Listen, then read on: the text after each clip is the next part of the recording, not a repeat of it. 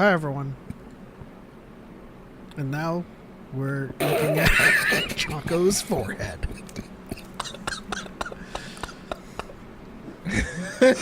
I tried something. All right, I tried something. I don't like how it does it here, so let's not do that. Hello, everyone. Welcome to another thing. Yep. Another watch. It is a thing. Thing is what it is, for sure. I'm trying to see if this is if the chat's no, the chat's still working. I see stream elements. I see that VGC is rated with one. How's it going, VGC? How are the comps today? How'd you guys end up faring at the end yesterday? After you left, we won one and then lost two, and then it got too late for me. I think VGC went on after though. I have realistically 2 more days to try to get this skin. The annoying thing is the one in the new battle pass just looks cooler, so it's like, man.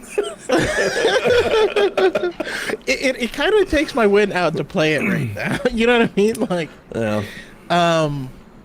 Actually, I spent most of the day playing Rise of the Ronin, but then y'all have a PS5, so I don't know about that. Mithrella says, sound gone intentional? No, I forgot it was on mute because I it's habit of mine that I unmute it after the intro, and since this is a watch along, I don't play the intro, so I didn't go into the routine of unmuting. But y'all should hear it now. I unmuted TikTok.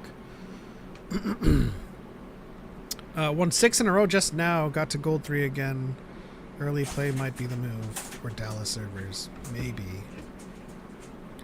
I do think there's validity to early play. Yeah, the lobbies just were crap. Late night. Mm-hmm. Hi, chaps. Did I miss y'all eating UK snacks last week? Is there a chat delay? I can't see my chat in your chat box. Welcome back, Connor, by the way. Yeah, we actually held off on it because we wanted you to be there for it. Yeah. Hope that's okay.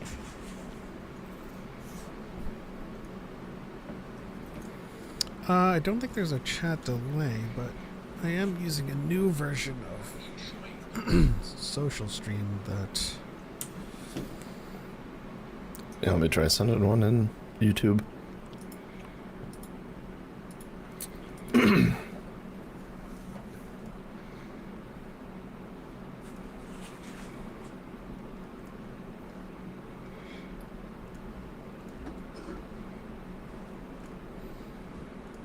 Let's see here. All right, so the thing about Rise of the Ronin is that, you know, has similar vibes of Ghost of Tsushima, but it takes place, you know, during like the Western expansion into it, and as in the game you have so many more weapons and fighting styles available. Like there's like probably 8 or 9 different weapons, and then each one will have at least 3 fighting styles. Katana alone has like 12 that you set yourself up with, and it just makes it a lot of fun. And also all of your enemies will even have unique fighting styles. Like Team Ninja really did a really good job with it. It's also a very large game. So for anyone with a PS5, I highly recommend it. It's just a lot of fun. Well, this sounds pretty neat.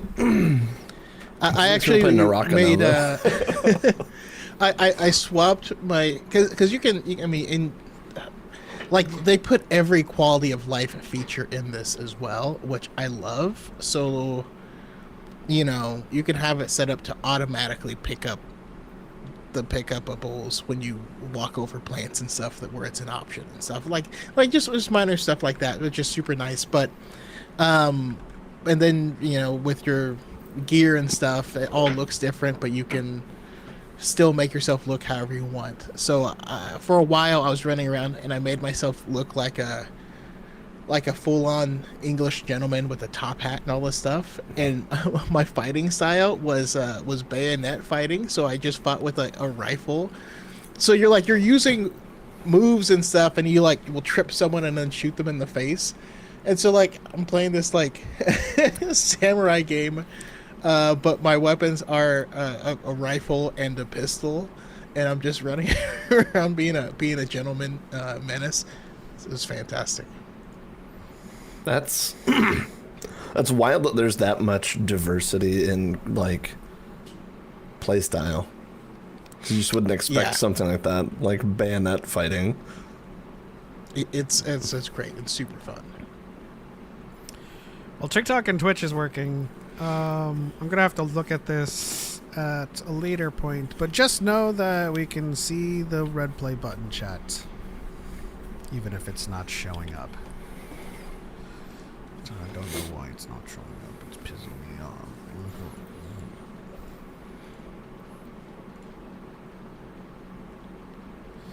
Let me put on some music,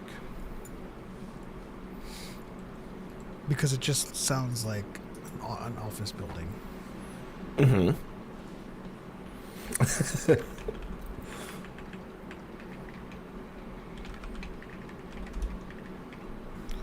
I worked in a building that had, the big speakers that played white noise constantly. And I worked there for 4 or 5 years.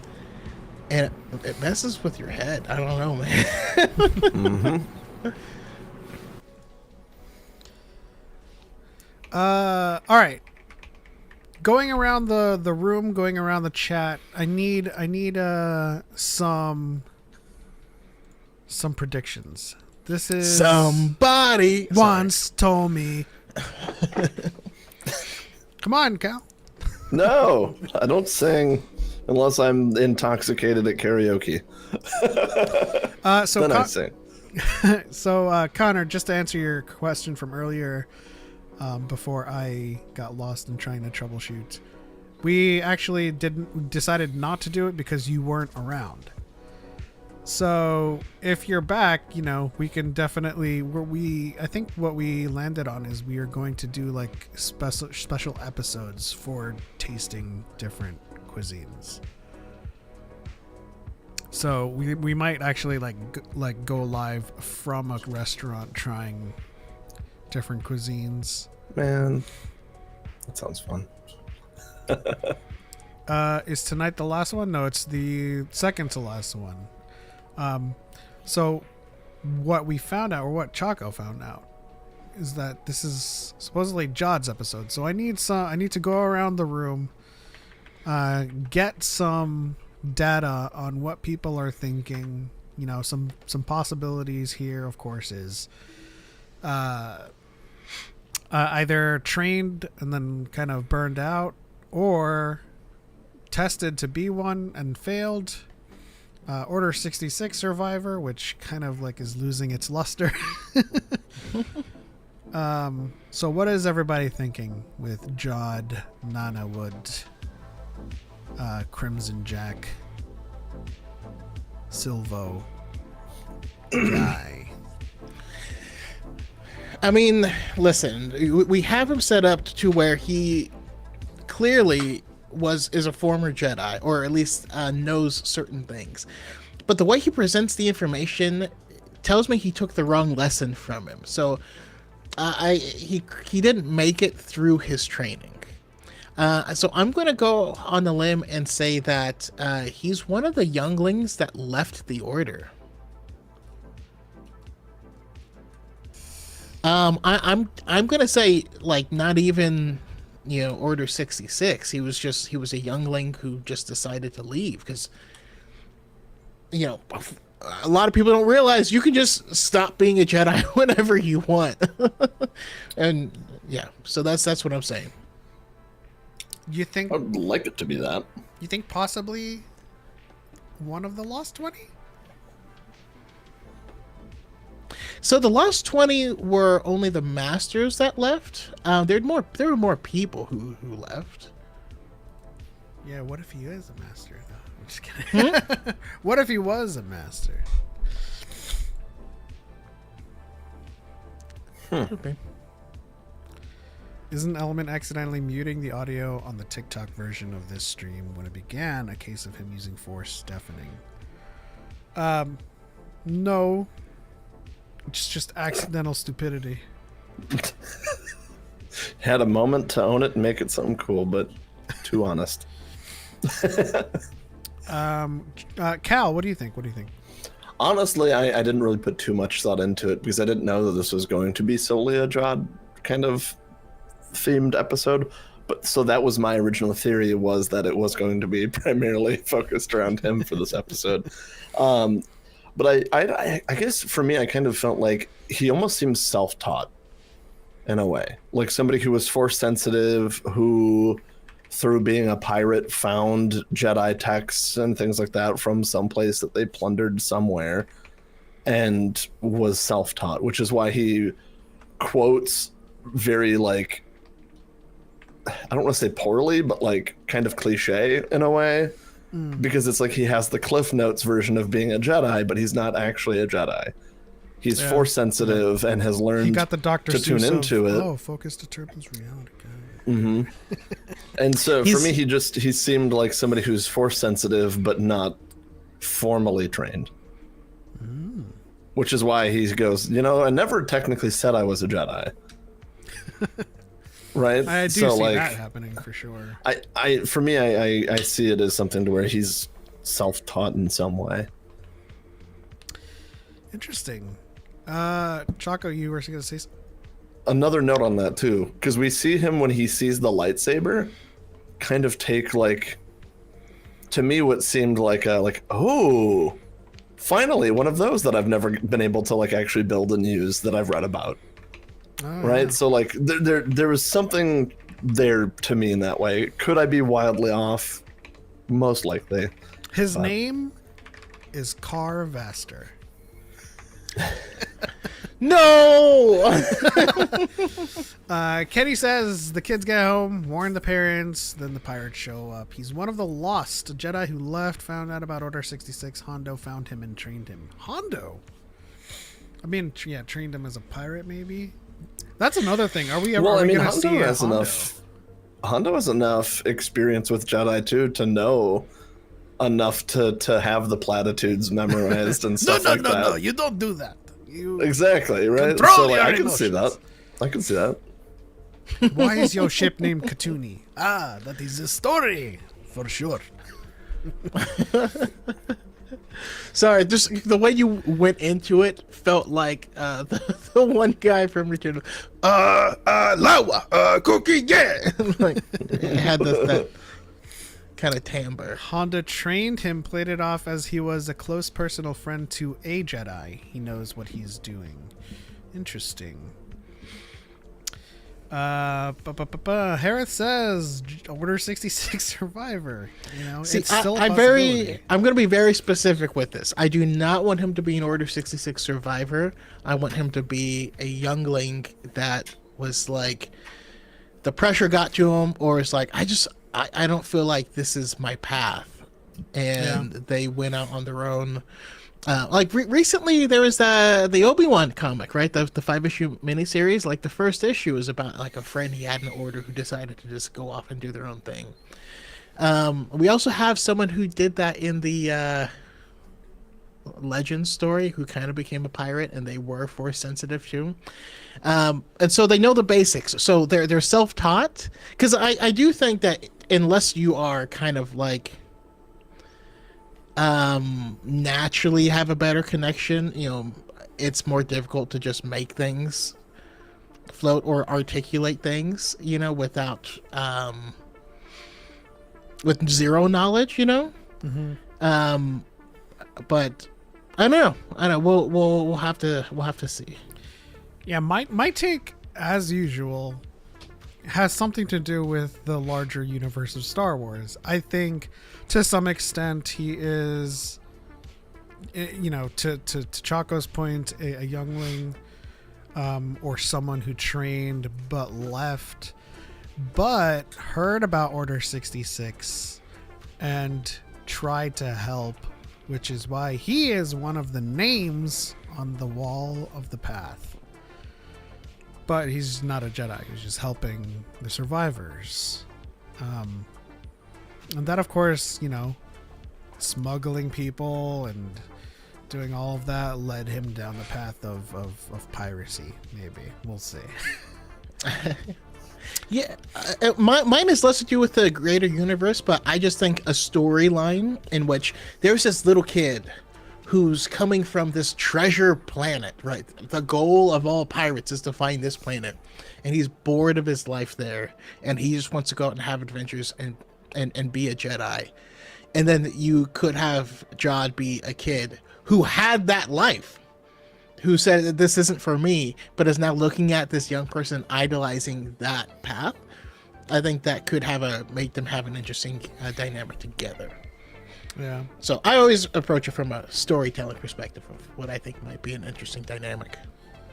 Spooky Kitty says his master gave him up to pirates because he would be better at evading an authoritarian government? ? When do you think Jod left the Order, before or during the Clone Wars? It would have to be before. We don't know his age, but going off of Jude Law's age, and then considering the 20 years plus give or take 7 or 8 where this supposedly takes place, it would need to be before the Clone Wars for him to leave as a youngling, or as what we're trying to posit as before he became anything consequential in the Order. Also, just a random note is when Smee was acting up limb from limb, Jod had to run over and physically turn him off, and didn't do it with the Force. And as we know, having very fine articulation with the Force is more difficult than pushing, And so I feel like he is limited in what he can and can't do, which is why we will only see him moving on. Yeah. Almost like he was self-taught. Connor says, was there scammers in the Star Wars universe? Yeah, we have Kumail Nanjiani and Obi-Wan, the show. Mm-hmm. I'm sure that was a lucrative enterprise as well, to especially during the times when the Jedi were at their peak reputation. So it was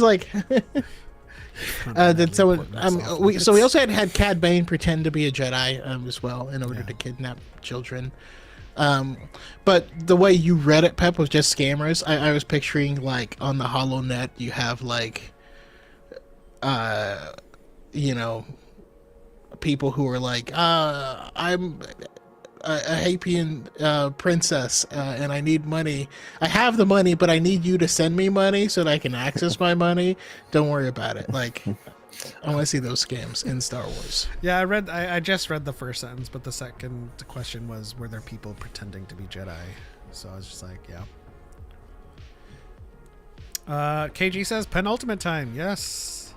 Which means the last episode will be a whim episode. A win. Nice. All I do is whim, no matter what. The idea of Jod and Seer working together would be hilarious. I would have to.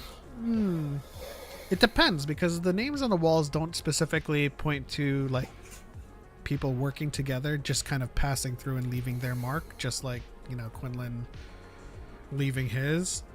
I would Was say Jod's name on the wall? No, well, we don't know if that's his name. Oh. He goes by several different names. So I suppose. what I'm proposing is that his name is on the wall, and at some point he had helped. It just kind of passed through, and then those names kind of just started accumulating as more people helped the path. 9 minutes. 9 minutes. It's It's like a New Year stream. Come on, guys, 9 minutes. Put on Endgame, or put on Infinity War. Yeah, I'm not gonna lie. The one New Year's I put on Infinity War. I'm never doing that again. That was the year that brought COVID. Nah. I mean, we did have Thanos snap at midnight, but it was not celebratory at all. You just started the new year feeling cold and alone. I can just imagine like the snap happens. You're okay, guys. Let's put on like ABC's Happy New Year! New Year's party, and then like this just in, a new virus has taken hold. Given that song Choco is singing, is he bringing the T-Pain or the Luda? Yeah. I don't understand that. It was DJ Khaled, wasn't it? Yeah, T-Pain wasn't on that track, was he? I don't. The internet knows. Yeah, he might have been. But where did the Luda yeah come from? Ludacris going in on the verse because I've never been defeated. I won't stop now. Yeah, okay, it does have T-Pain. We want the Droid Show. They mentioned at the 2020 Investors Day. There's a lot of things that have not come to pass from the Investors Day, and a lot of things that wasn't even announced that have come to pass. And that's why companies need to not do that. Listen, Marvel did it once. And everyone wanted to be Marvel after that. And you can't... I feel like people don't understand what a miracle Marvel was and that it achieved what it did because it was the first to do it. Yeah. I need to turn my light on brighter. Swag said 6, right? Yes. 7 minutes. 6 Pacific. 6 specific. But yeah, I do want a droid show. I want to see what it is, you know? Kenny says Jod is Will Turner and Hondo is Jack Sparrow.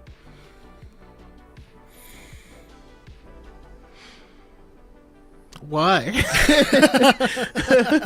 Who's Elizabeth Swann in this scenario? See, this is why I was silent, because Choco has a way of saying why that's potent.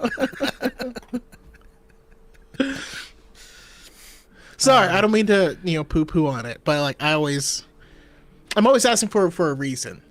Like I had the gall to suggest that I thought Sue Storm should have been a tank because I think How dare you? Her powers are. They literally gave her powers to the Hulk and people. Like, the Hulk doesn't spit out gamma shields on people. Like, what? That's literally Sue Storm's power that they gave to him because it makes sense on a Vanguard, right? Also, she's a tank in Marvel Strike Force, like, and she doesn't heal people or anything like that.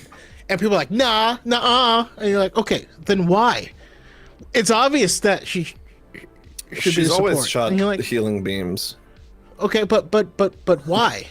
Just because all of the tanks have shields and none of the supports have shields doesn't mean that no support can have shields. I'm like, I didn't say that. I'm asking for like a reason. Like, also they did give Mr. Fantastic like a pseudo Vanguard mode.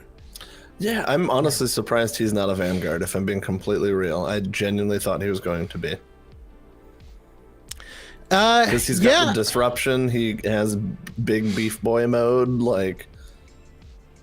that's Vanguard right there. They're like, duelist. I'm like, well... It is interesting because he's actually someone that fits all the roles, right? Yeah.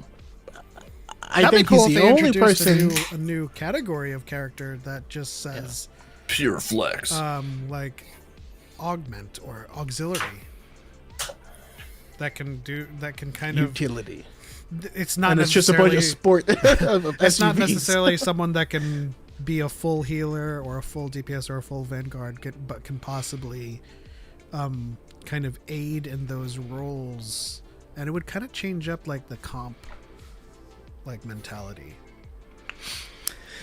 Like an enabler. Like they could introduce 3 characters, and one's like a brawl enabler, and one's a poke enabler, and Poke enabler. enable poke mode. Enabling poke. I mean, just for an example, like having someone that does damage, but their potency is a little bit less, but their damage can be like a leech that distributes amongst the team within a radius around them. So it's kind of like they do a little bit of healing, a little bit of damage. What game of I feel time? like Sorry, every now and then we unfortunately just start fall into talking about strategist. Marvel Rivals because we all play We're all it, and addicted. It's a great game. Sorry. I want a rated R droid show with Chopper being Chopper. You don't need to be R rated for that. But also, So like things normally get R rating because of like gore, because of sex, because of swearing, and because of like drug use. And I'm curious what an R-rated Chopper show would be. Just I actually do want a horror Star Wars project with 000. I think that would be delightful. Connor, I said what I said because like you could do it where Chopper has subtitles, and that alone would make it R. Truth. to that end, you can still be PG-13 or PG, no, PG-13 and have one swear. Where would you put it in Star Wars? And while you think about that, Kenny says, I saw someone say already that have beef mine. mode Mr. Fantastic is just gear to Luffy. I think Mr. Fantastic is just Luffy.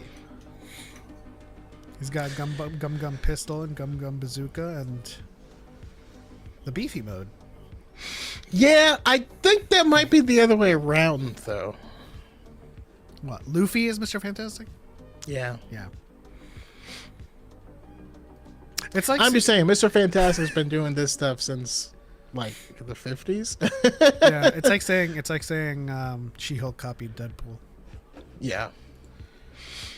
Where would you put a swear word? Somehow Palpatine fucking returned. Definitely giving it to Mace Windu. I mean, honestly, yeah. He just comes in.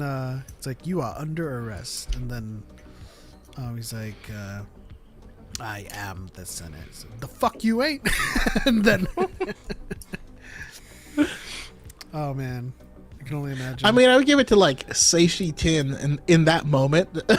After Palpatine goes, "Wah," and he'd be like, oh fuck. Oh, fuck. Oh man, That'd that's be a good. one. I can't stop thinking of Choco's. Oh man, I stopped right after shit. I can't stop thinking of Choco's shit post of Samuel L. Jackson as Chopper. "Hey, that was a great post." This It man is was. too fucking dangerous to be left alive. Listen, Chopper straight up murdered that one droid. They're like, "Oh, we'll keep him around," and Chopper's like, "No, you ain't," and knocked him into the Bye. void, and he just fell. Sent him out the moon door. Right. All right, guys, the episode is up. Once again, I'm gonna click into it and let the Disney sizzle play, and then we're gonna count down so that you guys can press play with us, and of course, you can follow along with the episode timer on your screens. Just push play. We are going to press play in 3, 2, 1.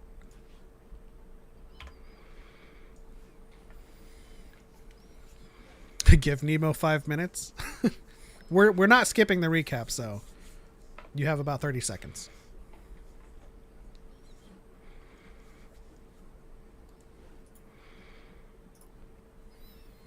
Previously,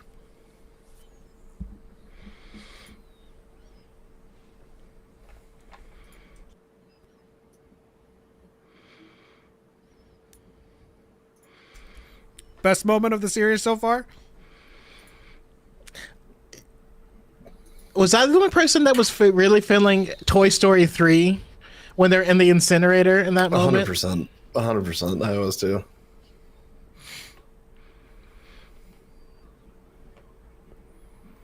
The one thing about that ship that frustrates me, though, is the Lego set that already exists for the Onyx Cinder doesn't do that, and I'm sad. Right? Well, that's just an opportunity to introduce another SKU. Yeah. More money. We're onto your tricks, Disney. It's called the Onyx. But Mom, I want the Normandy. one that transforms. Get out of my that's wallet. going to be the next SKU. It's going to be a shell and then the inside.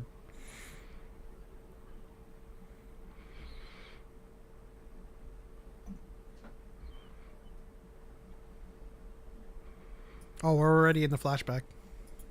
Just kidding. I don't know.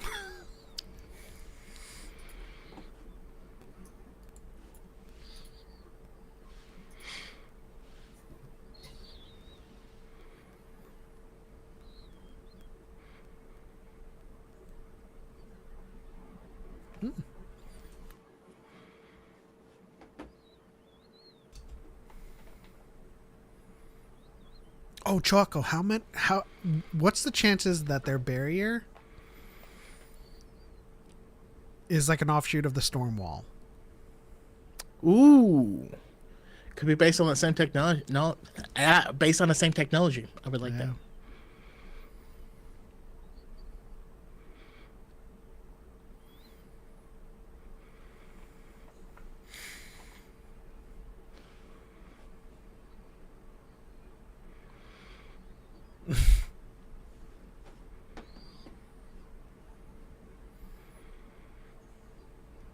Why is Numa as cute as Neil?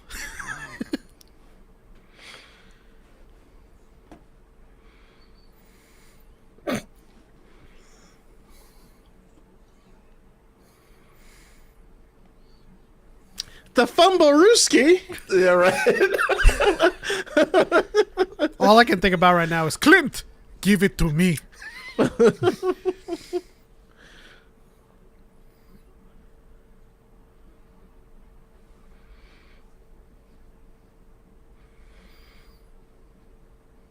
You got something for me, Peter?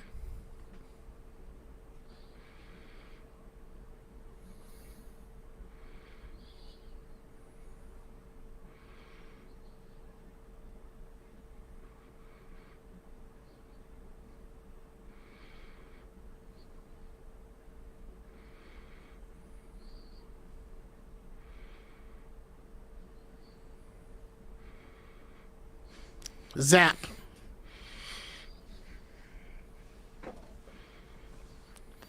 Shooter.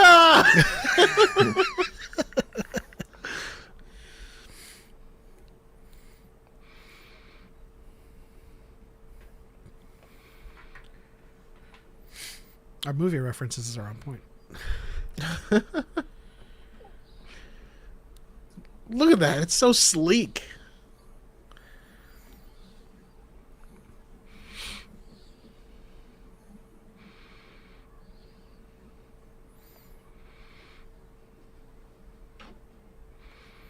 It's not ready for the adventure to be done.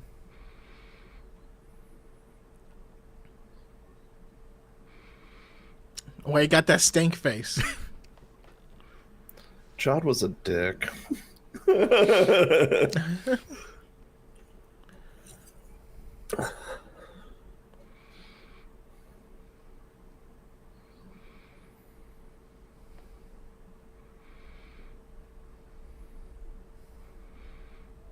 I mean, Wendell kind of saw you guys.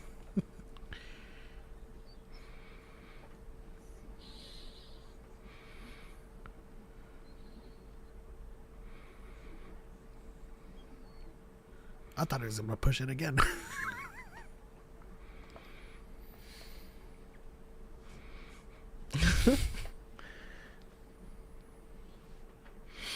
See, he's a changed man, Neil. Smoking. That's what real adventure's like.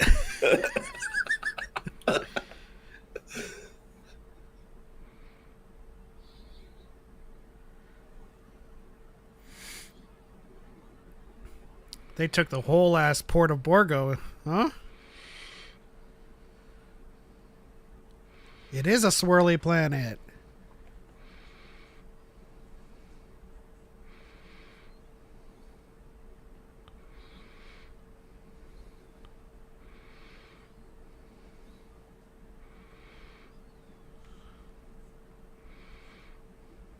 I feel like that's exactly what a treasure planet would look like. Yeah.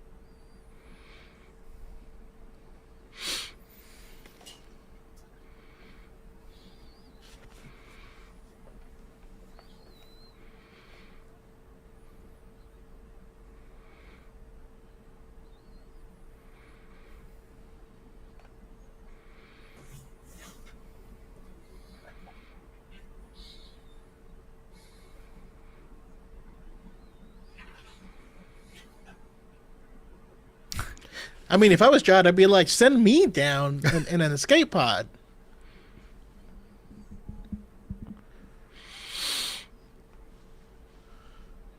There you go.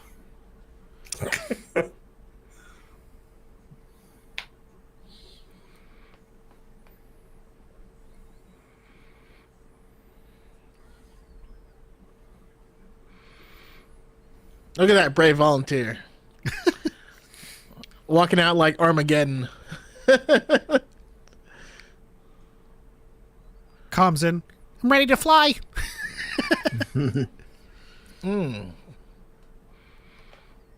That's kind of a sexy ship you got there.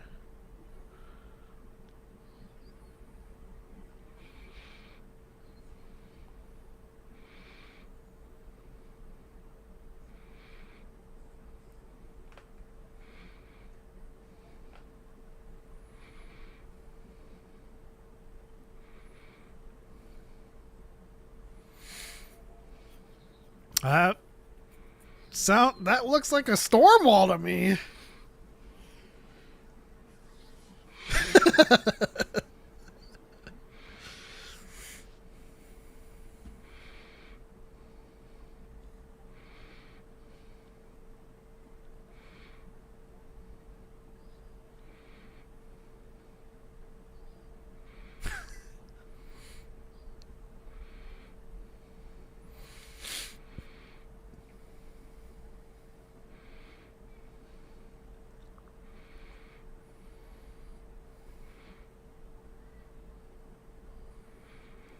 Oh, it's the parents. Oh, It's the kids coming in.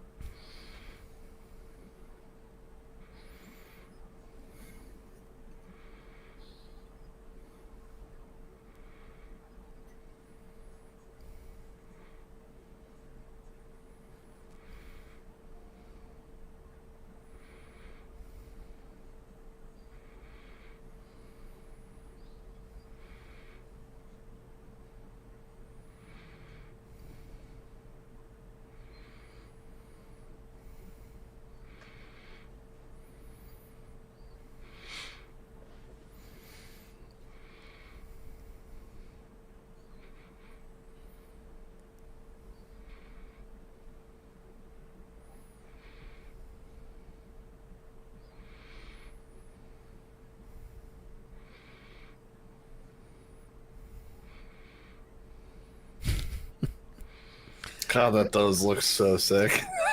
it is a couple of wings short, a couple of different wings short of a Normandy.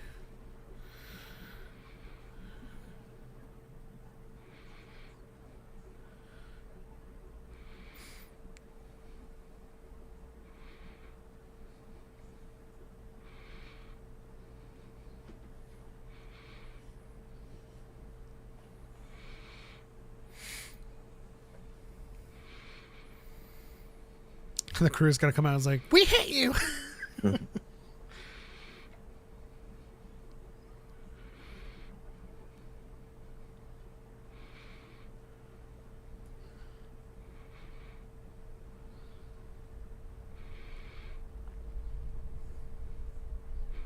They come down on the thing again. Surrender. knock him out.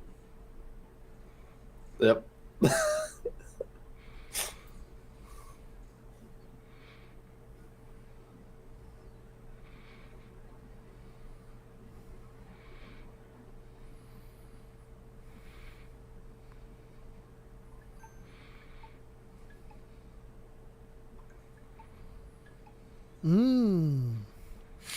He could always do that.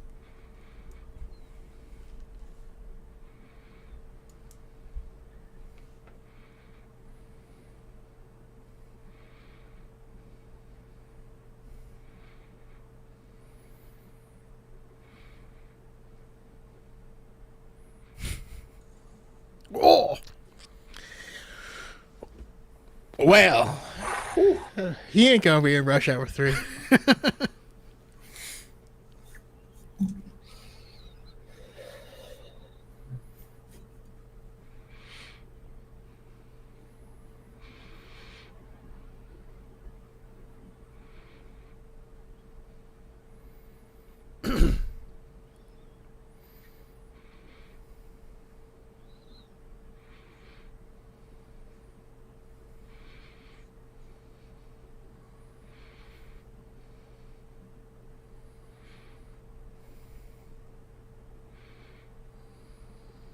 Ah.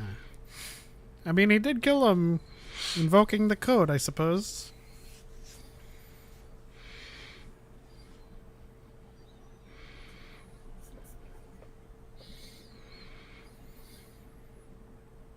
Jude's killing this, by the way.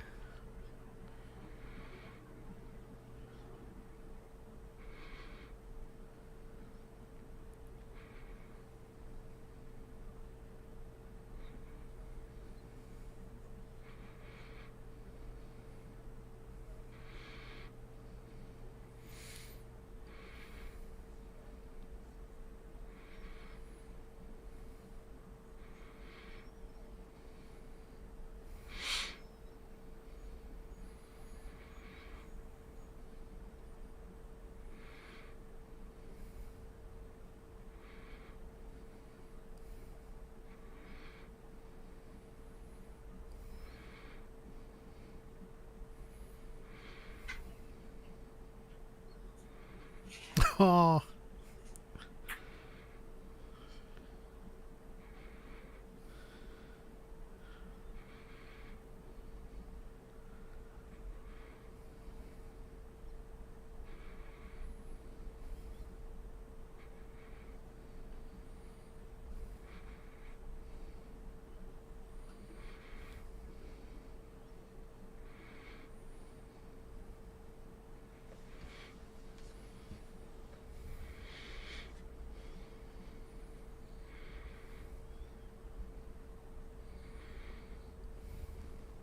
He is my sweet baby boy.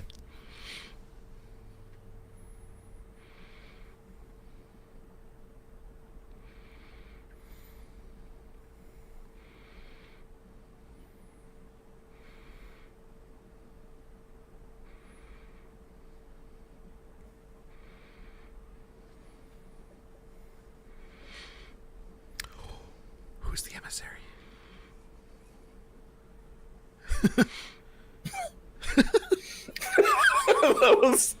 that was good.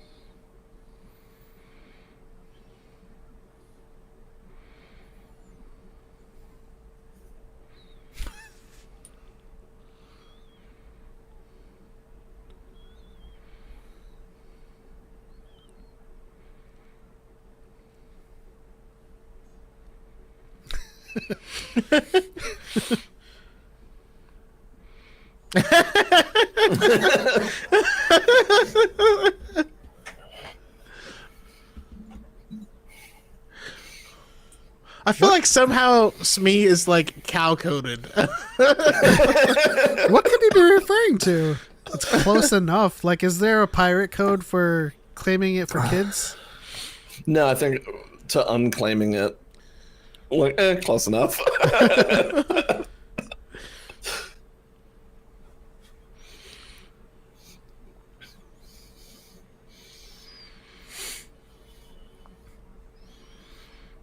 Let's go, geek of all trades.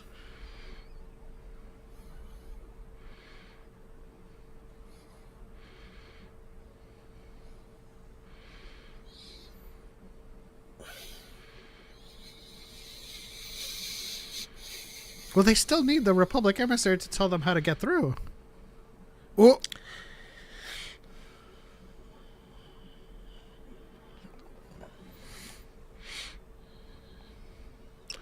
Do they? Oh, because that ship has been there before. It crashed into the Earth. so Wasn't that by intent though? He flipped it upside down and smashed it down, Yeah. killing the crew inside. Apparently, something like that. I thought it was an intentional crash. It was intentional. Or like due to the mutiny or something. or maybe the hull is made of something that is not conductive. I don't know. Oh! That's why he disguised it with That's armor why I on the front. disguised that. That's a mint ship.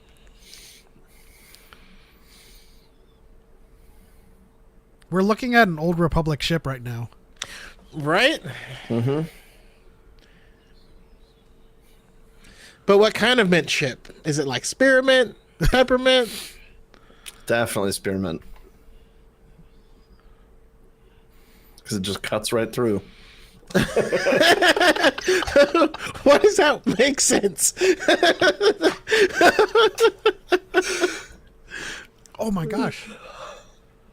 That's how huge the Whoa. barrier is? Wow. That's why they call it a gem. Look at it. Wow. That is a storm wall, dude. But it's not the same, like, because the storm wall did something with the hyperdrives, right?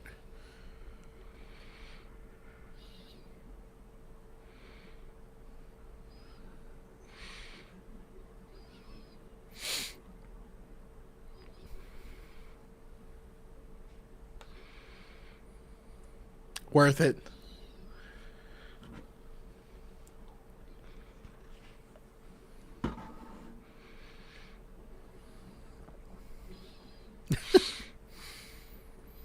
Oh, he's gonna force it. Oh!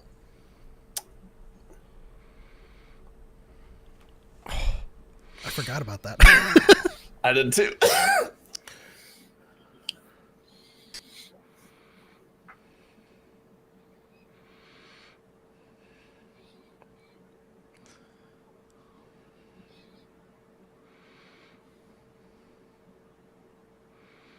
I thought he was gonna step on it. And I was gonna be so pissed. did too.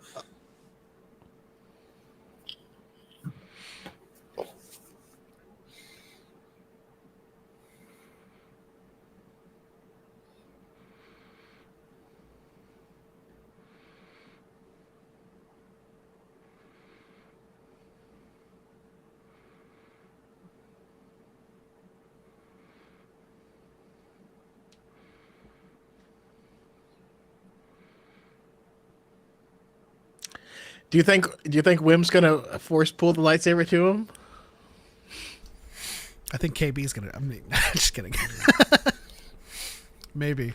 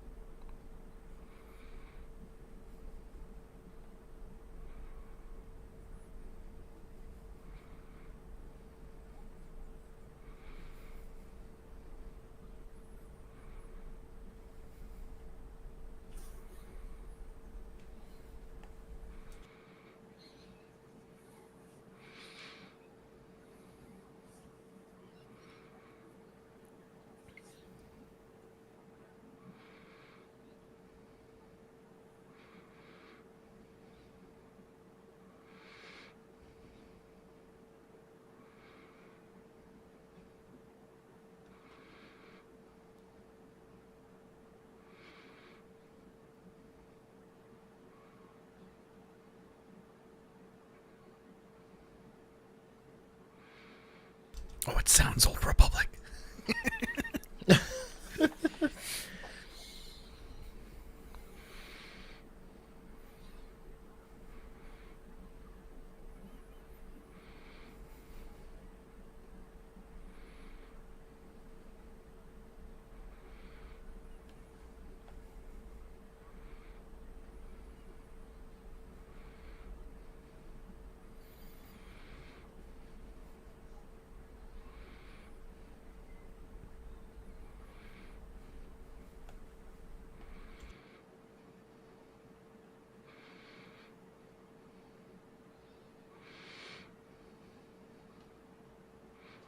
All right, but he's got swagger, you know.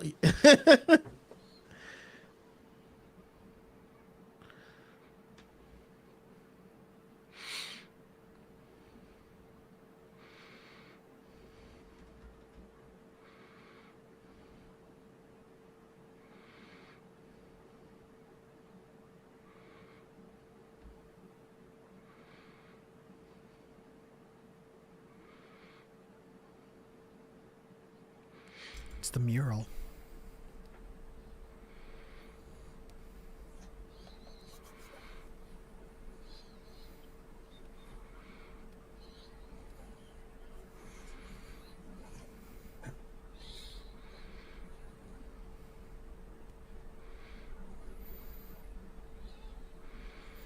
Dude, the voice is totally like Wizard of Oz, man behind the curtain type of thing.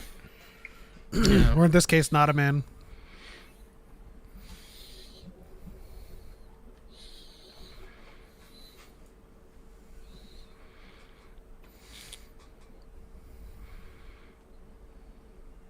Oh, jeez.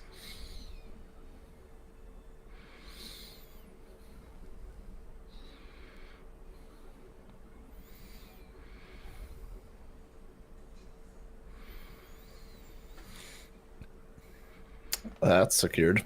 It's got that Normandy front end on it, though. Look at it. It's gorgeous.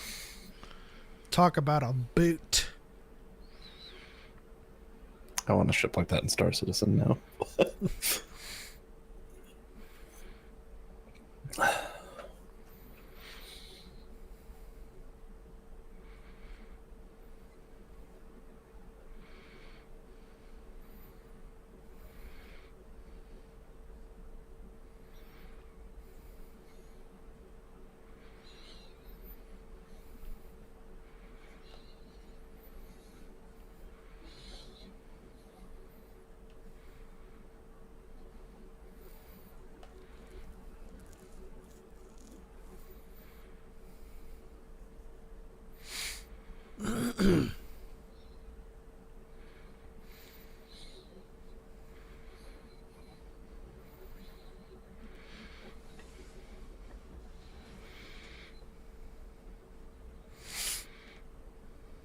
Descending into the X Mansion.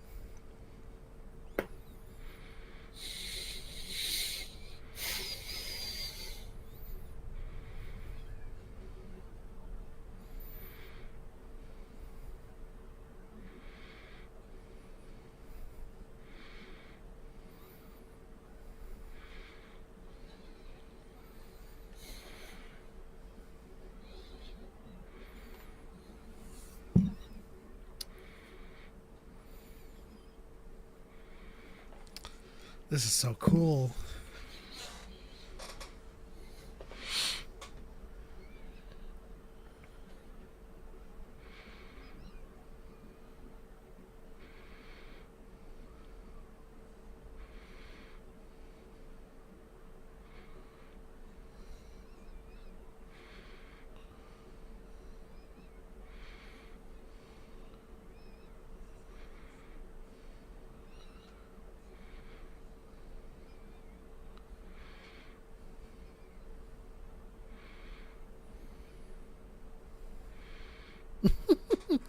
Just playing up the part.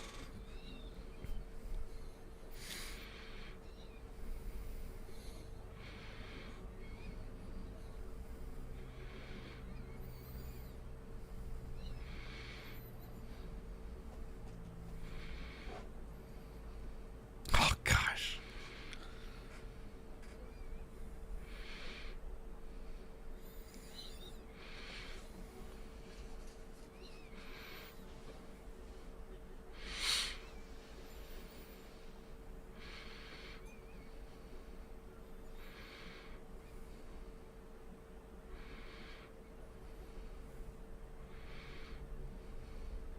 Jesus.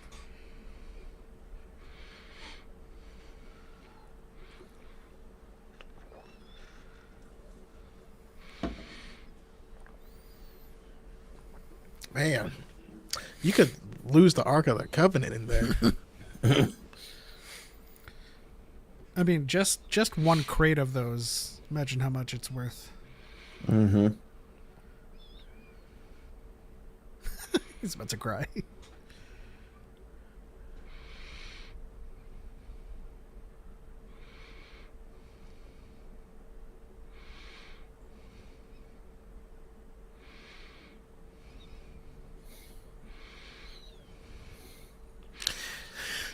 Why are you cackling like a villain?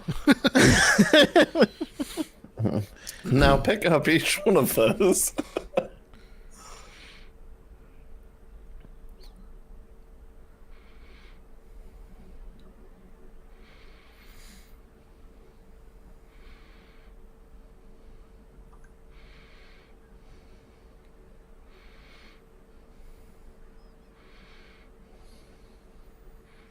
Droids didn't do a good job of keeping them on the ship.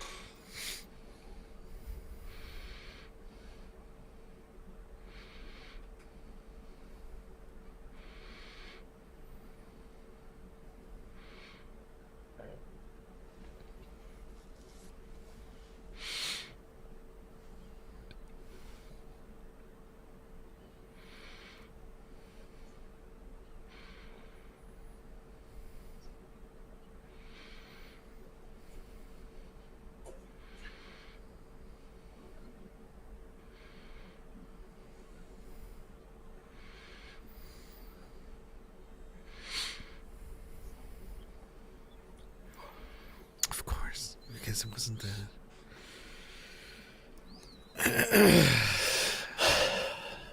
Next scene is him being like, Jedi Master Jod at your service. Your kids have returned. I await my reward handsomely. Fetch him with your finest refreshments. No. Neil's mom is going to be like, the other ancient thing we do is study Teras Kasi. And then, All the parents start just Ugh. revealing they're part of some order. The order of the hidden. and then they do an Iron Fist ult. They all have lightsabers they pull out. This has been an ancient Sith world the whole time. Like, what? Not the cliffhanger. Phenomenal. That would actually be an awesome turn of event. I'm like, oh, buddy, this is a Sith planet. Oh man, Like, that would be actually. I would legitimately be surprised about that.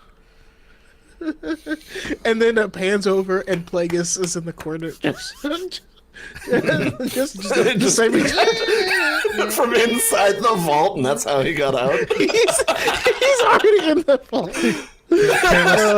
Careless Whisper plays. How did everybody in the chat like that episode? Kenny says, "Holy shit, that was an episode." This show just still keeps it up with the suspense. Indeed. Every episode has ramped it up, and they haven't stopped. You know. Not at all. And I love the intensity that Jod is playing with, because like he really did cross over to where you believed him as being like a reluctant dad early on, but like I honestly believe he will stab their parents now. You know what I mean? Like find you a man that does both. Yeah, that's what I was saying about how good of a job Jude Law is doing in this series. Also, all of the kids too. Like, I feel like it's so uncommon to find like a good child actor, let alone an entire like ensemble. And they really did. I've always been on the idea that Palpatine knows of the planet, and now the First Order uses it as a money laundering scam. I don't think so. Because there's a lot of evidence with the books themselves There's a lot of like moments where like the Empire is like scrambling for resources sometimes.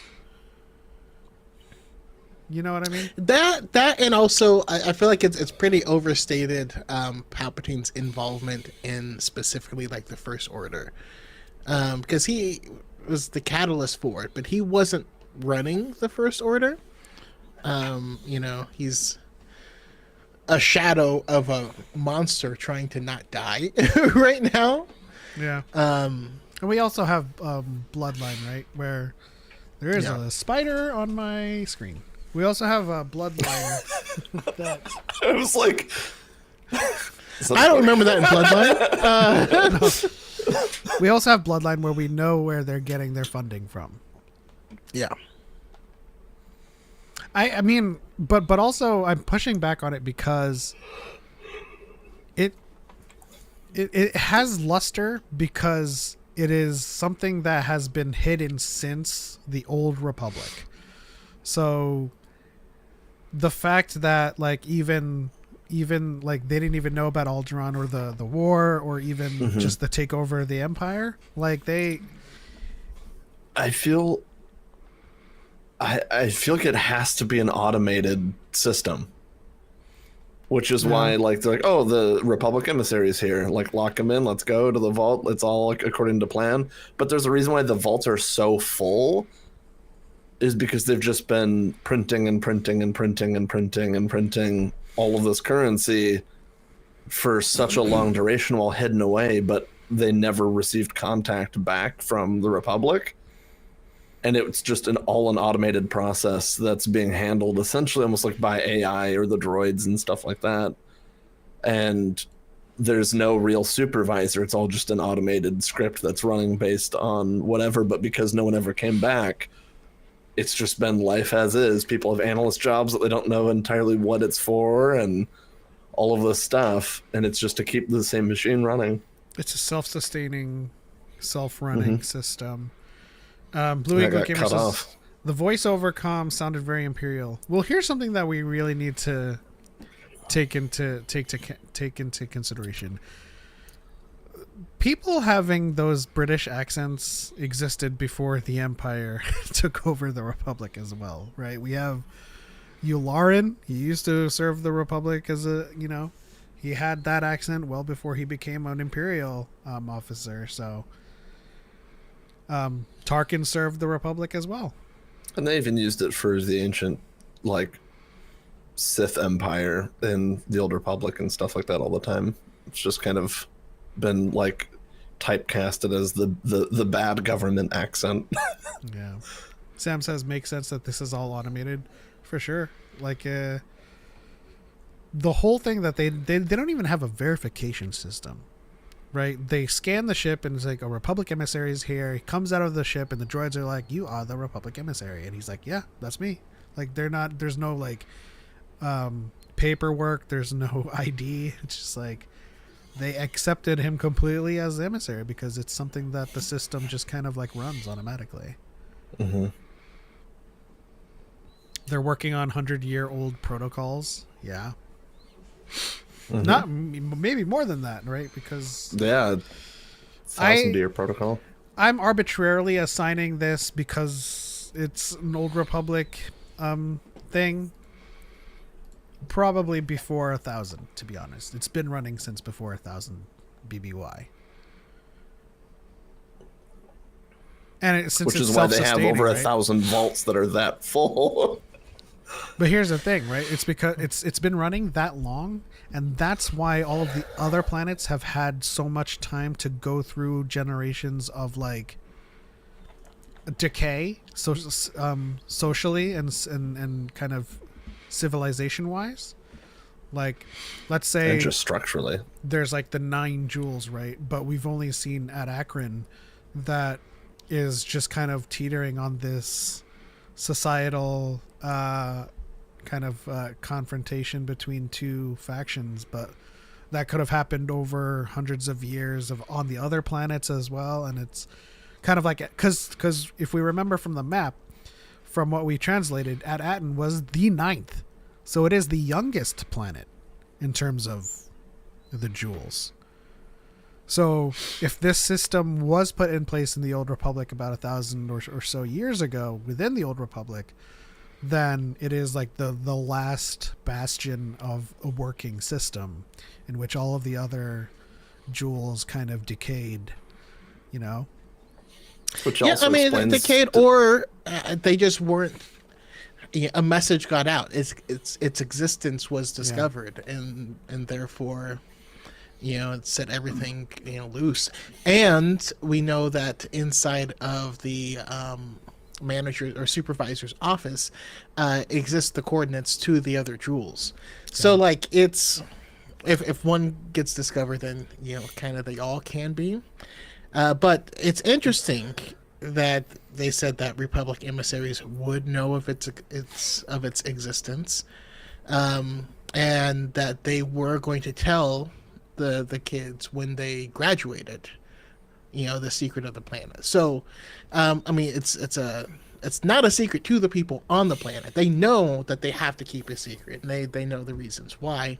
So I am just very interested. Hope we get all of the information in the next episode, or hell, give it to me in a blog post afterwards. I'm cool either way, but I just want to know.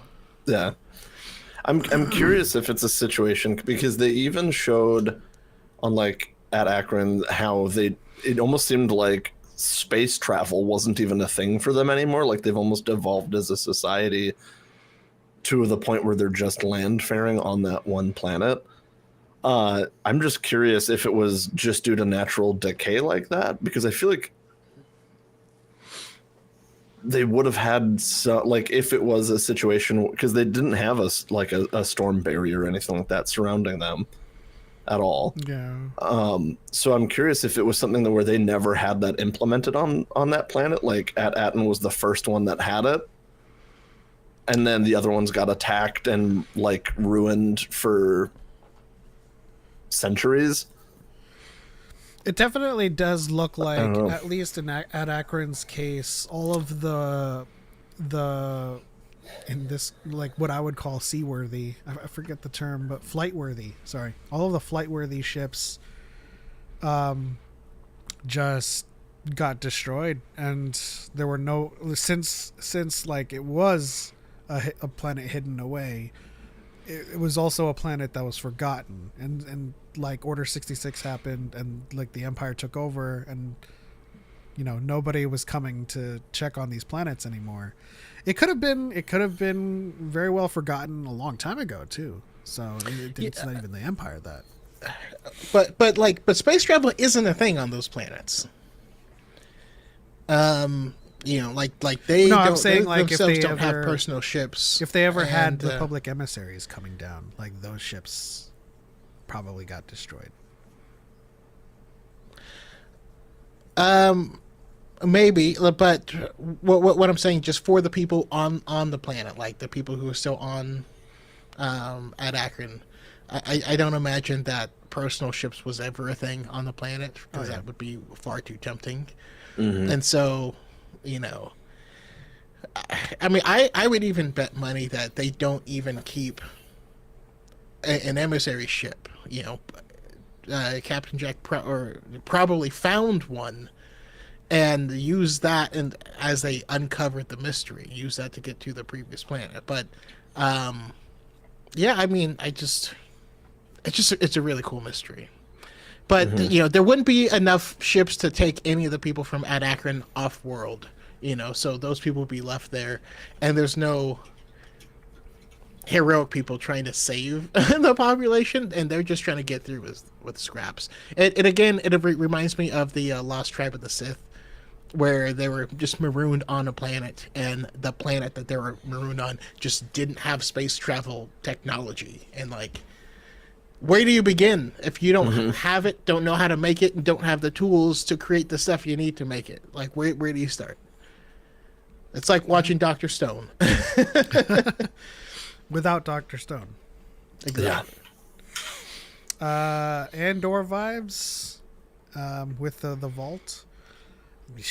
That looked like it could fund an entire republic. Well, Now that I think about it, it makes sense. It looks like you could fund an entire republic for centuries. Like literally for centuries. So it does make sense. Which at that point, the irony I think behind it is because the supply is so large, they're going to be substantially worth less. Well, it depends. The supply, unless they're kept hoarded, right? But the stockpile is large, but that's in comparison to its scarcity within the galaxy, right? Mm-hmm. But like if that's just one of like 1,000 vaults, and all of those just got ransacked and out there, that currency would be worthless. Yeah. Yeah, if they try to spend all of it at the same time, after a while, they So would. I feel like That's certainly enough to affect the value of its own currency. I feel like that's why it's his play, and why I said what I said at the end of the episode, where he'll be like, "Yeah, I'm here for my reward." Because if he can just get one of those crates and leave the rest on this planet locked away, and only he has access to it, then he's set, right? Like if you got one of those crates, you could almost buy everything on a Steam sale. So what I'm thinking is actually like a real world analog where you would take what is presumably, because when they first went on Port of Borgo and they saw the dattery, they were like, "Where'd you get this?" And it's like they end up on Lenupe, and all it takes is one dattery to bribe the hotelier. So I'm thinking it has more to do with the material rather than it being an Old Republic dattery.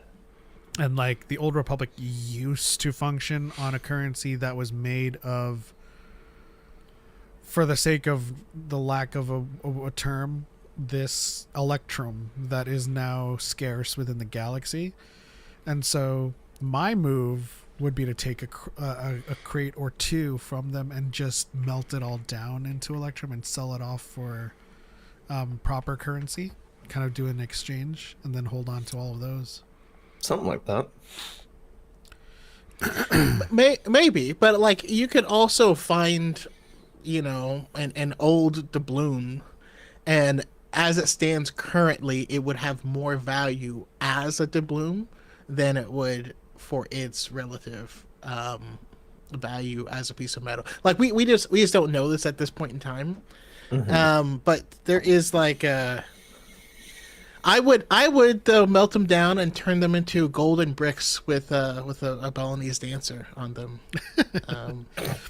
Well, that's sort of what I'm trying to say. Not necessarily taking advantage of the value of the currency like an Old Republic. Yeah, battery. No, you would need to launder them, and it would take a long time because that's a lot to launder. Because then, like, if you happen upon like Sir Francis Drake and El Dorado, and you found all of these gold coins, you could melt them all down and just get the value of the gold itself, and it would still retain that value as the gold. But it would probably have more historical value, in its coin form, for sure. And think, like, don't take all of it. Just take a small amount, and it'll get you places. Oh no!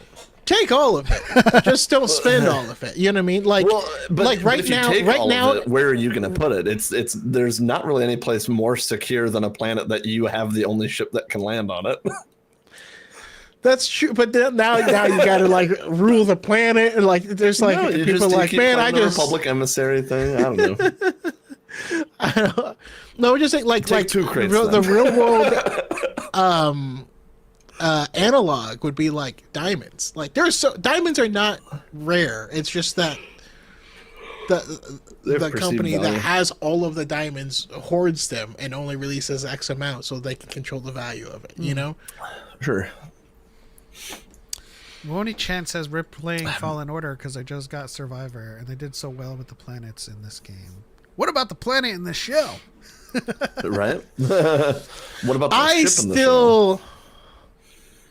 I mean, I love Fallen Order. Nothing will beat the first playthrough, though.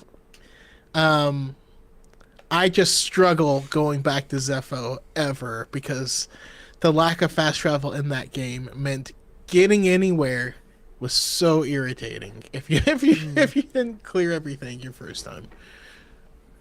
Surinatemi or Akani says season 2 should be on the books.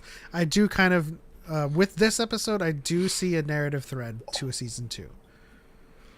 But this particular narrative is coming to a close with the kids. Yeah, I feel like if they did a season 2, it would be potentially following DYAD instead of the kids. Yeah. Or time skip, maybe. I don't know. Or I want to explore the history of this one. Like, go back to the beginning. Pretty cool season. So again, I don't see another season, but I do see an adjacent show. Or a book. So to speak. You know what I mean? Yeah. Blue Eagle Gamer says, calling it now. When all is done, they sent out a signal to contact the Republic, and Imperial remnants respond and use it to fund the First Order.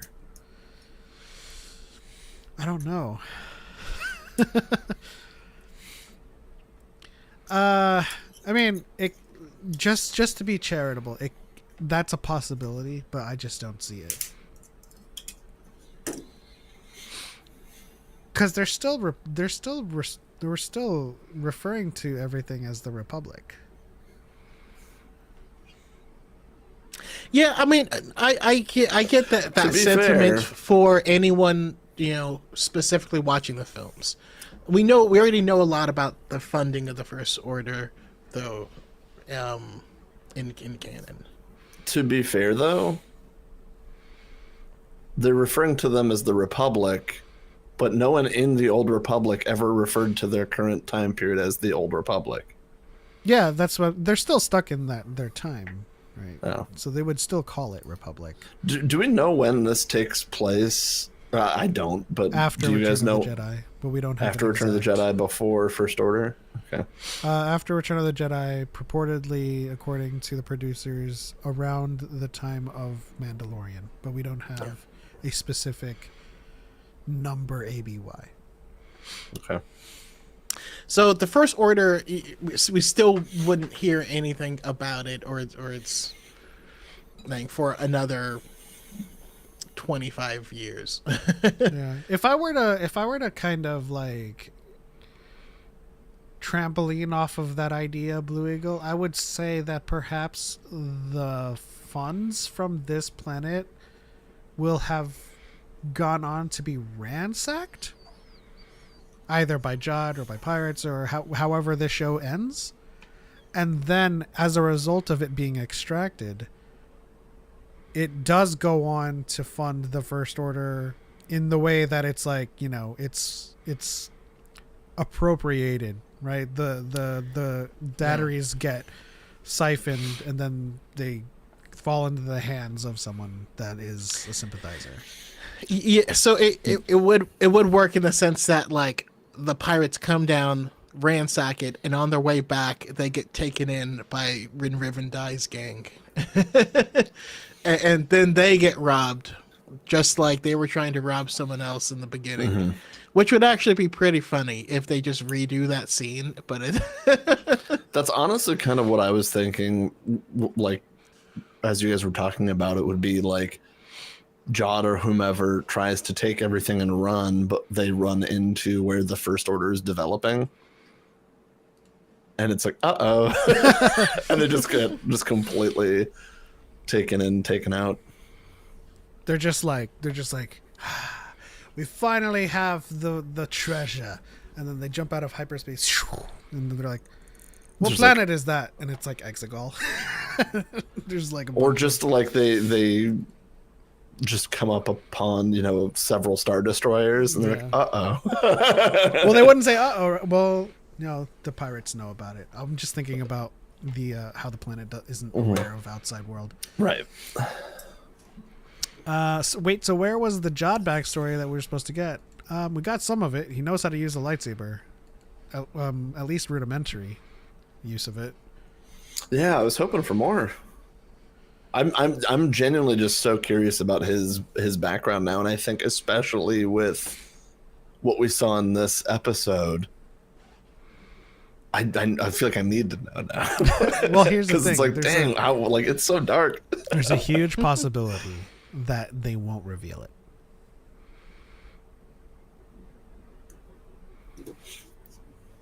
Everyone just kind of sombered. Oh. Book. Give me a book then, please. Jude Law Or a comic 100% run. said a reveal would happen in this episode for his character. There was a reveal. He's an asshole. Rip 33. If you if you go into the macro of it all, him knowing how to use the lightsaber, at least to the degree we saw, hints at something, which is technically a reveal, but like He revealed the contents of Brutus's brain. Facts. If a pirate's supervisor, it makes no sense for him to divide the eternal treasure. Oh, if a pirate is a supervisor. Yeah, no, that theory's out the window. He would have been found out long before now. Well, you never know. I'm just kidding. I'm He playing just with decided to just live there I'm playing a with the regular poss- life, like just in the suburbs. Maybe. Well, I'm playing with the Honestly, possibility that would be that pretty chill. that the old crew crashed, and then he found out the supervisor was just this kind of automated system, and figured out he could manipulate it for himself. I feel like this is the plot of a Futurama episode. Or double, kind of going off of that. Why does he need so much money to run away from all of the debt and failed things that he's done? They can't get to him on this planet. So, like, I don't even know if he would has have everything debt. he would He had need. his secret lair. So what you're saying is the real treasure was a peace of mind and security that he'd been looking for. maybe. Anton says he would have been a youngling from the temple, right? I mean, back then, yes. Well, I was talking about Jod, though, not Renad, whatever. And that, so like Jod would just stay there. Yeah. Because Jod doesn't have a lair or anything like that. He has a ship that he was a pirate captain of, right? Jaw So, just needed a hug. yeah, he just needs a spot to not be. Choco disappears. And we'll have a happy ending where he gets to actually be a good person and help the kids, and everybody lives happily ever after. The happy ending is when Neil rebuild gets on that Smee big and- gun and goes full Punisher on him. Just like, brat-tat-tat-tat-tat. But to Anton's question, he would have at least, because they do. By the time they're like 6 or 7, they've had lightsaber classes. Yeah. So, it depends. But we still don't know whether he was a burnout or never joined or failed the test. So, I mean, we'll still have to see. Perhaps Jude meant it. I mean, we can get a Kynaric situation as well. You know, a Jedi who was trapped or pretending to be a pirate or something like that took him under his wing, Yeah. Perhaps Jude and then he turned on that Jedi. Perhaps Jude meant this episode, and then because it's Disney Plus and it's literally like only 26 minutes long or 30 minutes long, they had to split it. You know? Hard to say. I'm just excited for the finale now. If he was not chosen by a master, would he still train with a saber? Yes. Yeah. They train with sabers before they get masters. All of the We younglings... saw this happen in Attack of the Clones. I Yeah. also don't think what he did was anything that was like stellar of blade training. That wasn't But anything past cursory knowledge of knowing that, like, yeah, lightsabers exist. But at the same time... He didn't wield it casually. He didn't wield it like... He wielded it like a lightsaber and not like a sword and not like a staff. I think felt like he that's kind of wielded it at a safe distance from himself at all times. He always kind of That's had part an of it. outstretched arm, right? Of like, I know how dangerous this is, and I know I'm not trained. I don't know. I could be completely reading into it. But He just When plays he Elden sliced- Ring and thinks that pose is sick as hell. it is when though. he took off when he took off Smee's head, that looked like a practiced stroke. Like a very measured stroke. It wasn't like something you're like, ah, you know? Yeah, because I mean, I don't know. I feel like that's something I could do. Well, Speaking of practice strokes, that new skin. Oh no. Never mind. but yeah, we even learned this. We even learned this in the Gathering when the younglings get their lightsabers in the Gathering. They build their own lightsabers, and that's when they become Jedi. But they're still just initiates until a master chooses them to be a Padawan. But yeah, they all go through that training. What if he was never chosen by a master? And so he left the order pissed off against all of it and just said, screw it, I'm becoming a pirate. Oh. A daddery on his shoulder. A chipped daddery. KB would fix the droid. Oh yeah, KB's going to fix everything. I guarantee it. This is all going to come down to, I think it's going to come down to KB because... KB fixed my tennis elbow. the barrier, the automated system, you know, there's gonna be a moment where tech is gonna be essential. Tech. I honestly thought for some reason you were gonna say that tech's gonna show up in this one. What? No. Yeka.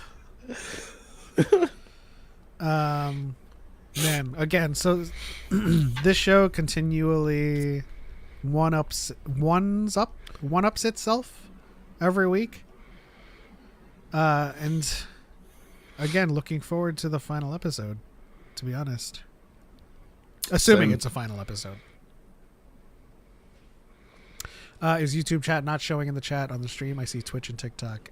Currently, yes. I just updated the plugin, so it's not showing up. But I still see it. Yeah. Yeah, we'll still see it, but it does need some sweetening. Or just me kind of rolling back the version. Or getting some insight on the new version. Live stream woes. Yeah. This is what we go through, you know? Yeah. For me though, absolute favorite part was just how gorgeous it looked once as they penetrated that outer layer. And we're mature. That's fine. We're adults. No, but I love scenes like that. Specifically, like that scene is gorgeous. Like in Solo, when you know that Star Destroyer like comes out, like those types of scenes just get me every time, and it truly was a gem. It was gorgeous. We're all typing furiously now. I had to say what I said.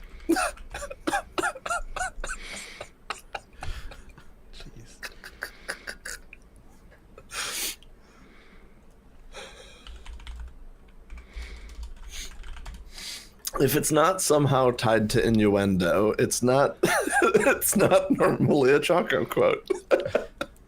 Just like his phallic drawings. Yeah. Listen, I can't control where y'all's minds go.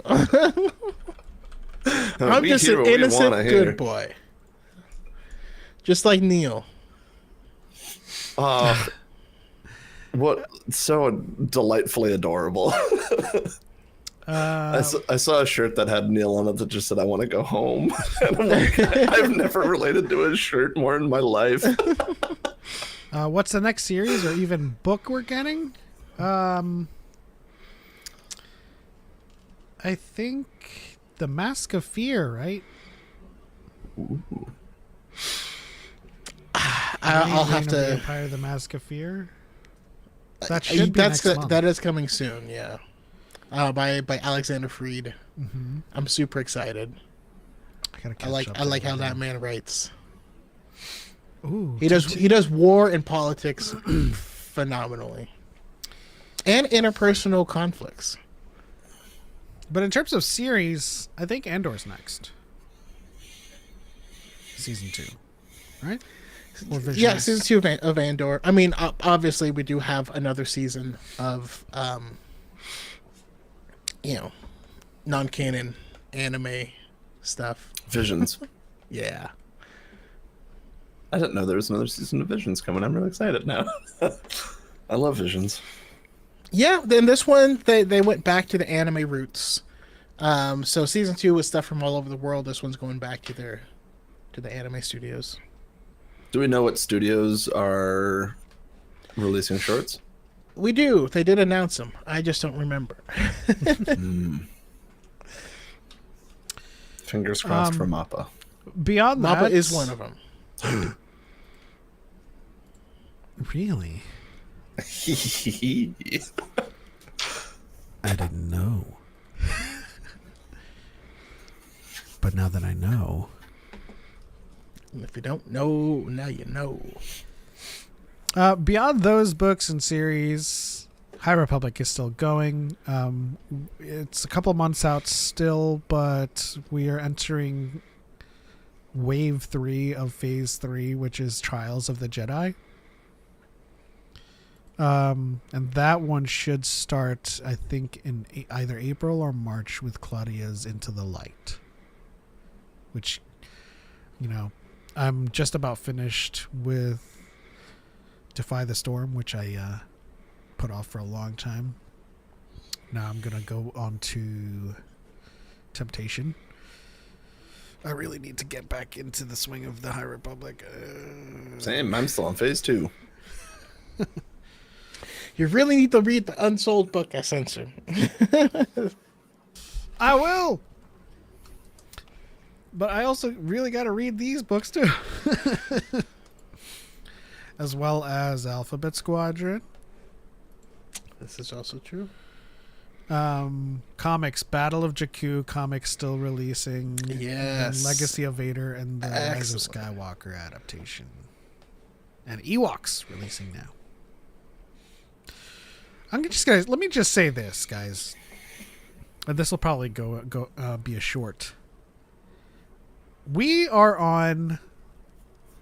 at ground zero of a burgeoning expanded universe of this generation. And if you're not reading any or some of these books, you're doing a disservice to yourself, because in 10, 15 years, if you are still hung up about the books from the 80s and the 90s of another century, I don't know what to say, right? We have so many books from this canon, and you're still trying to fight against change, fight against the new, and you're going to find yourself hundreds and hundreds of books behind should you make this decision to get into it later. Now, I'm not saying everybody needs to read every single book and just be caught up with everything, but to refuse to explore the High Republic, the new books that we're getting with, Mace Windu, the Glass Abyss that we just talked about a couple of months ago. This is a new EU, and it's like me waiting to read a 20-year-old book. This is Star Wars now. You gotta start reading, Yeah, I mean, it's the kid who, read his 80s Encyclopedia Britannica and, is getting Fs on his book reports because the information is outdated. Yeah. Awesome books in the Expanding Universe. Don't let your love of the Expanding Universe prevent you from loving something else. Just like don't let your love of hamburgers make you not eat tacos. That's stupid. Get a ham taco. That it makes me uncomfortable. No, it sounds like a hamburger, like taco. innuendo. It's like a cheeseburger taco. which is basically the same thing, but different. It sounds seasoning. obese. It sounds heart attack. It sounds unfortunate. I would Just love like to my get. video freezing, apparently. There we go. I would love to get back to the books. Where should one start? What story? Where'd you leave off? You said back to the books. Where'd you leave off? Well, I'd like to know for starters, what part of Star Wars interests you the most? And then once we establish that, I can give you some recommendations. If you're a prequel person, original person, sequel person, Old Republic. Do you have an era? Do you have a character? Do you have a style? All these new books and people still waiting for sequels to 30-year-old books. I mean, that's just kind of like what I'm talking about. Like, it's okay to love those old books, but like to still cling to them when there is a new and ever-growing universe that's still coming out with new stuff, and you're still like, oh, but I love, Legacy of the Jedi. He's like, yeah, okay, but just read all of that. That's it. It's done. You're not getting any more of it. So it's kind of like how me and Choco operate with Legends and Canon. Like, yeah, like know that stuff, but also appreciate the new. Yeah. Also, it's Legacy of the Force. Fate of the Jedi, Legacy of the Force. Yeah. Also, my next one is going to be in Arabesh saying the strongest stars have hearts of Kyber. If you didn't know, I mean tattoo. And then next to it, I'm going to have Satil Shan. See, I love Legends too. This is what happens when somebody's like, "Oh, you're such a new fan." It's like, no, my favorite era is still the Old Republic. Same. Underneath my collarbone, it's gonna say Talon Card, just so that whenever James Kenobi comes in, I'm just like, there we go. I win. Shout out to Dave and Mara Javid. Mara Javid. I like all canon. I like the depth of Star Wars, the politics, and the characters. That makes sense. Yes, it does. Yeah, I always say more Star Wars is good Star Wars. Because even if it's a story that doesn't necessarily always resonate with you, it will with someone else. And now you have someone to talk Star Wars with, and it's great. Yeah, also, one of the greatest, I think, like the unsung hero of Star Wars is straight up the people who write fan fiction. And like, so you can get a story that you don't resonate with, and that spawns a bunch of fan fiction creates a whole bunch of passionate authors who then write the story. Because like all the Star Wars authors wrote fan fiction at some point in time. Like that's a thing, Oh yeah, and just to keep the hope alive, I'm still working on chapter 1 of the Acolyte fan fiction. Yeah. Producing an audiobook ain't that easy, but it's still there. It's still there. When it's ready, as Blizzard would say. Oh jeez. Soon trademark. But yeah, that'll do it for this watch party, this watch along. Thanks to everyone on the Red Play Button side, on the Twitch side, and on the Clock app, which my condolences in advance. If you guys aren't following either of us on the Red Play Button side, Anton, and anyone else on TikTok right now, please go ahead and visit youtube.com/DYAD in the Force and /Darth Choco.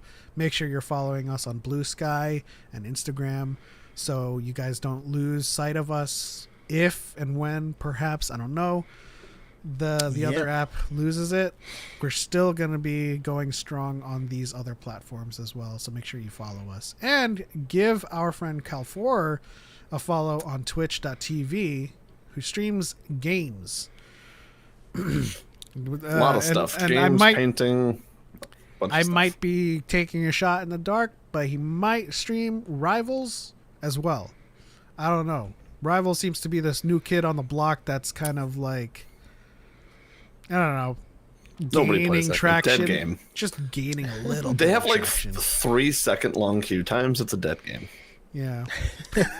Especially if you uncheck servers. Yeah. It goes up to 6 seconds. Oh, but still finds you a match. That's what we were. That was one of the things Nemo and I was trying last night. We were like, okay, these lobbies suck.